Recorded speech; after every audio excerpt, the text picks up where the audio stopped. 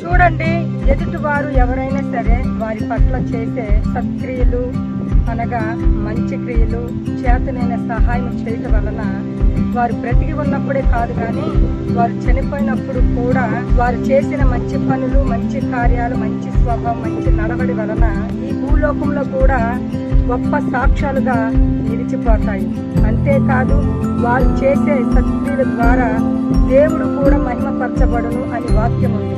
దోర్కా అనే స్త్రీ ఆమె బ్రతికి ఉన్నప్పుడు, ఆమె బట్టలు కుట్టే వృత్తి కలిగి ఉన్నప్పుడు ఎదుటి వారికి అనగా పేదలకు, విధవరాలకు ఆమె చేసిన సత్క్రియలు, వారికి కుట్టి ఇచ్చిన బట్టలు, అలాగే ఆమె చేసిన బహు ధర్మ కార్యముల వలన ఆమె ద్వారా మేలు పొందిన వారు ఆమె బ్రతికి ఉన్నప్పుడు చేసిన సత్క్రియలు, మంచి క్రియలు, అలాగే ధర్మ కార్యాలు, అలాగే ఆమె కుట్టిన బట్టలను చూపిస్తూ ఆమె చనిపోయిన తర్వాత కూడా గొప్ప సాక్ష్యం ఇస్తున్నారు. చూడండి, దోర్కా చేసిన మంచి క్రియల వలన ఆమె చనిపోయినా కూడా గొప్ప సాక్ష్యం పొందుకుంటుంది.